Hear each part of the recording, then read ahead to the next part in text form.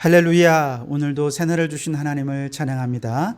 오늘도 주님의 말씀과 함께 또 주님과 함께 말씀 충만, 은혜 충만한 삶을 살아가시기를 바랍니다.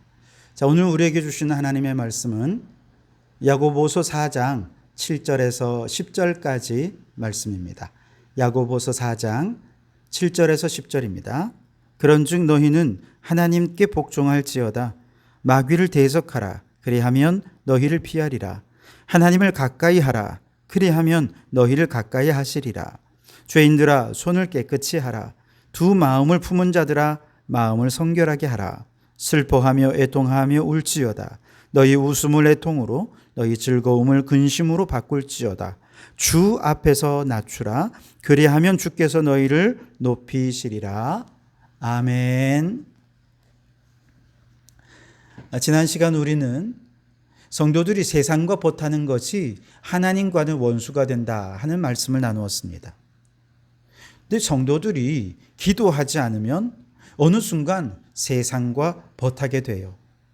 혹시 기도하더라도 정욕으로 구하면 교회는 세속화되고 욕심으로 살인, 시기, 다툼, 정욕이 가득한 정말 세속화된 교회답지 못한 교회로 전락해버리고 만다는 것입니다. 그렇기 때문에 성도들은 언제나 겸손하게 주님의 은혜를 구하면서 기도하는 성도들이 되어야 합니다. 기도하며 깨우쳐 주신 하나님의 뜻에 나의 뜻을 포기하고 순종할 줄 아는 사람들이 되어야 하는 것이죠. 그래서 오늘 본문 말씀은 계속 이어서 하나님 앞에 겸손한 자, 주님의 더욱 큰 은혜를 받을 사람, 어떤 사람이냐 하는 것에 대해 말씀해 주고 있는데요. 우선 7절을 보시면 그런즉 너희는 하나님께 복종할지어다. 마귀를 대적하라. 그리하면 너희를 피하리라 말씀하셨습니다. 겸손하다는 것은 하나님께 복종한다는 뜻입니다. 하나님께 복종한다는 것은 마귀를 대적해서 영적 싸움을 싸운다는 뜻이기도 합니다. 왜냐하면 마귀는 하나님께 복종하지 못하도록 방해하는 하나님과 원수가 되기 때문에 그렇죠. 성경에서 하나님께 복종하지 못해 하나님과 원수가 된 대표적인 사람, 마귀와 벗이 된 대표적인 사람, 바로 사울 왕이죠. 그는 겸손한 성품 때문에 왕으로 세워진 사람이었습니다. 그러나 그의 겸손함은 오래가지 못했죠. 왕이 되자마자 그는 자만했고 하나님 말씀에 복종하기보다 자신의 판단을 우선시했습니다. 블레셋과의 전투가 있을 때 사무엘 제사장이 드려야 할 제사를 성급한 판단으로 자신이 대신 드리면서 하나님에 대한 불복종이 시작이 되었습니다. 이때 이미 왕의 나라가 길지 못할 것이라는 경고를 들었음에도 불구하고 사울 왕의 불복종, 교만은 멈출 줄 몰랐습니다. 아말렉과의 전투에서 하나님께서는 아말렉의 왕으로부터 짐승에 이르기까지 전멸하라고 명령하셨지만 사울 왕은 살진 짐승들을 남겨두었습니다. 바로 이것이 결정적인 불순종이 되었습니다. 그 결과 그는 하나님께 버림받게 되었고 귀신에 사로잡혀 고통 가운데 거하다가 결국 전쟁에서 비참하게 죽임을 당하고 말았습니다. 반면에 아브라함은 겸손히 순종해서 하나님께 그 믿음을 인정받은 대표적인 사람입니다. 특히 100세에 낳은 아들 이삭을 제물로 바치라는 이 불가능한 명령조차 순종하면서 하나님께서 그 믿음을 인정해 주셨고 복의 근원으로 삼으시는 축복을 받았던 것이죠. 마귀는 사람을 교만하게 합니다. 하나님의 말씀에 복종하기보다 현실에 대한 자신의 판단, 자신의 경험을 더 신뢰하게 만들지요. 문제는 사람마다 자신의 판단을 다 옳게 여기면 자기 소견에 옳은 대로 행하게 되고 그렇게 되면 공동체 안에 화평이 깨어질 수밖에 없지요. 다툼과 분쟁, 네가 옳고 내가 옳고 이러다 보면 결국 분쟁이 생길 수밖에 없는 것이죠. 만일 교회에 이처럼 화평이 깨어졌다면 그것은 하나님께 복종하여 마귀를 대적하기보다 하나님을 대적해서 마귀의 종이 되어버렸기 때문이라고 얘기할 수 있을 것입니다. 그렇기 때문에 여러분, 화평을 깨뜨리는 저 마귀를 대적하시고 겸손히 하나님께 복종해서 교회를 화평하게 하는 큰 은혜를 받는 우리 성도들이 되실 수 있길 바랍니다. 두 번째로 8절을 보시면 하나님을 가까이 하라. 그리하면 너희를 가까이 하시리라. 죄인들아 손을 깨끗이 하라. 두 마음을 품은 자들아 마음을 성결하게 하라 말씀하십니다. 더 큰 하나님의 은혜를 받는 겸손한 사람은요, 하나님을 가까이 한다는 것이죠.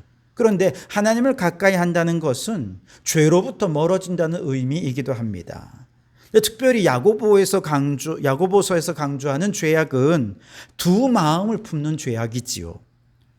그래서 1장에서도 살폈던 것처럼 의심하는 것, 두 마음을 품는 것입니다. 또 믿는 것과 행하는 것이 일치하지 않는 것도 두 마음을 품는 것입니다. 이처럼 의심하고 믿는 바가 행실로 나타나지 않은 채 죽은 믿음으로 살아가는 이유는 결국 하나님과 관계가 멀어졌기 때문에 그런 것입니다. 이렇게 하나님과의 관계가 멀어지면 결국 우리 인생도 위태로울 수밖에 없는 것이죠. 비행 항공술의 선구자로 불리는 헨리 페이지 경이 자신이 만든 소형 비행기로 하늘을 날고 있었습니다. 그런데 이상하게도 비행기 안에 자꾸 바스락거리는 소리가 들리는 겁니다. 소리 나는 쪽을 바라보니 생쥐 한 마리가 비행기 안에 안전선을 갉아먹고 있는 모습이 보이는 것입니다. 이대로 전선의 피복이 벗겨져서 합선이 되거나 그 전선이 끊어지기라도 한다면 비행기는 추락할 수밖에 없는 상황이었습니다. 그렇다고 비행기의 조종관을 놓고 그 쥐를 잡느라고 돌아다닐 수 없는 노릇 아니겠습니까? 순간 페이지경은 하나님께 다급히 기도를 드렸습니다. 그러자 하나님께서 이사야 40장 31절 말씀을 기억나게 하셨어요. 오직 여호와를 앙망하는 자는 새 힘을 얻으리니 독수리 날개치며 올라감 같을 것이요. 이 말씀이 기억나는 순간 그는 정말로 독수리가 날개치며 올라가는 것처럼 비행기의 고도를 최대한으로 올렸습니다. 그러자 얼마 후 더 이상 쥐소리가 들리지 않는 거예요. 알고 보니 그 쥐가 고도의 압력을 견디지 못하고 그만 죽고 만 것입니다. 마찬가지입니다. 의심과 불신앙은 우리 인생의 안전선, 이걸 갉아먹어요.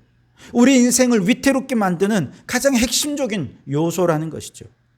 그러나 만일 우리 안에 의심이 들고 믿음과 행함이 일치되지 못해서 무기력한 믿음으로 살아갈 때 그때마다 우리 어떻게 해야 됩니까? 고도를 높이는 것이죠. 하나님께 가까이 나아가는 것이죠. 그러면 모든 의심과 불신앙은 다 죽음을 맞이하고 참된 믿음으로 우리 인생의 위기를 극복할 수 있게 될 것입니다. 이처럼 주님께 모든 것을 맡기고 의지하면서 하나님께 가까이 나아가기에 힘쓰는 성도들을 우리 하나님께서는 너무나도 반가워하시고 우리가 한 걸음 다가가면 하나님께서는 두 걸음 더 다가오셔서 우리 안에 있는 모든 의심을 확신으로 바꾸어 주시고 확신 있게 주 뜻대로 행하게 하는 믿음의 사람, 살아있는 믿음의 사람이 되어서 큰 은혜를 받게 해 주실 줄 믿습니다. 또한 세 번째로 우리가 더 큰 은혜를 받으려면 어떻게 해야 되느냐? 9절에 보시면 슬퍼하며 애통하며 울지어다. 너희 웃음을 애통으로 너희 즐거움을 근심으로 바꿀지어다. 여기서 애통하며라고 하는 말은 하나님을 만남으로 자신의 죄가 드러나게 되어서 그 죄를 부끄럽게 여기고 비통해하는 것을 애통해한다라고 말하고 있는 것이죠. 그렇다면 우리가 부끄럽게 여겨야 할 죄는 무엇입니까? 우선 나 자신의 죄를 부끄럽게 여겨야죠. 다윗이 밧세바를 범한 이후에 자신의 죄를 숨겼지 않았습니까? 그러다가 나단 선지자에 의해서 그 죄가 드러났을 때 그는 죄를 뒤집어 쓰고 옷을 찢으며 하나님 앞에 자신의 죄를 통회 자복했습니다. 비록 뒤늦긴 했지만 자신의 죄를 부끄러워하며 애통해하는 모습을 하나님께서는 기뻐하셨던 것이죠. 우리 예수님께서 팔복을 선포하실 때 심령이 가난한 자가 복이 있다 하신 그 다음에 두 번째로 애통한 자가 복이 있다라고 복을 선포하셨습니다. 이 두 가지는 서로 연결이 되는데요. 가난한 심령을 가진 사람은 늘 겸손히 자신을 성찰합니다. 내 내면 속에 죄가 있나 없나 끊임없이 살핍니다. 그래서 하나님 앞에서 나의 죄가 발견될 때마다 애통해하는 것이죠. 그렇게 회개의 영으로 충만하게 되어서 죄사함을 받게 되었을 때에 하나님의 복이 그에게 임하게 되는 것이죠. 그러니 가난한 심령으로 자신의 영혼을 늘 성찰하면서 자신의 죄에 대해 애통하며 돌이킬 때 하나님께서는 더 큰 은혜를 베풀어 주실 줄 믿습니다. 뿐만 아니죠. 우리는 나 자신의 죄뿐만 아니라 다른 사람의 죄악에 대해서도 마치 나의 죄인 것처럼 애통해하며 근심할 줄 알아야 합니다. 왜냐하면 이웃의 죄와 나의 죄가 결코 무관하지 않기 때문에 그렇습니다. 특별히 우리가 그리스도인이기 때문에 우리 그리스도인들은 다른 사람의 죄에 대해 무거운 책임감을 가지는 존재들이라는 것이죠. 왜냐? 죄 없으신 예수님께서 우리의 죄에 대해서 무거운 책임감을 가지고 십자가를 지셨기 때문에 내 몫에 태인 나의 십자가를 지고 주님의 뒤를 따른다는 것은 오늘 이 시대의 불의와 부조리의 죄악을 바라보면서 그저 비판하고 비난만 하는 것이 아니라 무거운 책임감을 가지고 이것을 애통해하는 마음을 가지고 기도할 줄 안다는 것이죠. 뿐만 아니라 인간이 그저 먹고 마시고 일상의 삶을 사는 것만으로도 우리는 이산화탄소, 온실가스가 배출되고 심각한 기후위기가 초래되는 오늘 우리의 현실이 아닙니까? 바로 이런 현실 속에서 자연 파괴와 생명종들이 멸종되는 이 인간의 죄악에 대해서 인간으로서 무한한 책임감을 가지고 애통해하면서 생태적인 생활 습관으로 우리의 삶을 돌이킬 수 있어야 한다는 것이죠. 여러분, 교만한 자는 자신의 죄를 깨닫지 못합니다. 깨달았더라도 여전히 죄악 가운데 살아갑니다. 그러나 겸손한 자는 자신의 죄를 깨닫고 애통해하며 주님께서 기뻐하는 삶으로 돌이키는 것이죠. 그러니 우리는 겸손해야 됩니다. 마지막 10절에 이렇게 말씀하시죠. 주 앞에서 낮추라. 그리하면 주께서 너희를 높이시리라. 낮추십시오. 겸손하십시오. 그러면 하나님께서 높여주시고 그 겸손한 마음에, 낮아진 마음에 더 큰 은혜를 부어주실 줄 믿습니다. 그렇게 겸손함으로 더 큰 은혜를 사모하며 살아가는 우리 성도들이 되시기를 주님의 이름으로 축원합니다. 기도하겠습니다. 오 하나님 아버지, 우리에게는 은혜가 필요합니다. 은혜가 없으면 메마른 심령으로 불신앙으로 의심하면서 하나님께로부터 멀어져서 결국 마귀의 종로로 타며 살아갈 수밖에 없을 것입니다. 오 주님, 바라옵고나옵나니 하나님께 복종하는 자가 되게 해 주옵소서. 인생의 위기의 순간마다 하나님을 가까이 하는 자가 되게 해 주시옵소서. 날마다 가난한 심령으로 우리의 심령을 살피며 죄가 발견될 때마다 애통해하며 울면서 하나님 앞에 회개의 영으로 충만한 자가 되게 해 주시옵소서. 그리하여 주님 앞에서 겸손히 낮추는 우리에게 더 큰 은혜를 부어주시는 주님의 은혜를 맛보고 경험하는 저희들 되게 해 주시옵소서. 예수님 이름으로 기도하옵나이다. 아멘.